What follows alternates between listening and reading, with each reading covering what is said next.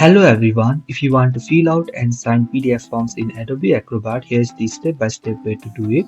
First, open the Adobe application from your computer, and once you land on the home page, make sure to open the PDF form that you want to fill. When you open the PDF page, make sure to look at your left corner where you can see different options within the All Tools section. From there, if you don't see the fill and sign, you can just tap on the View More and look for the fill and sign, then tap on it. This will open the fill and sign panel with all the form fields. To fill the form, simply tap on the text tool and start typing. And within the fill and sign, you can also see different options like cross mark, check mark, initials, dot, and many more. You can choose any of them and add on the PDF.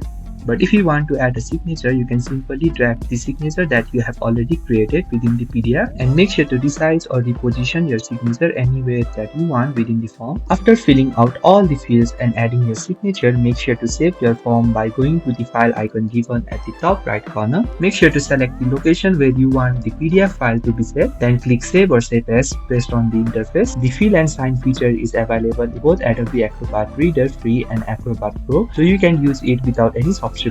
And that's it. That's how you can fill out the form and add your signature in Adobe Acrobat.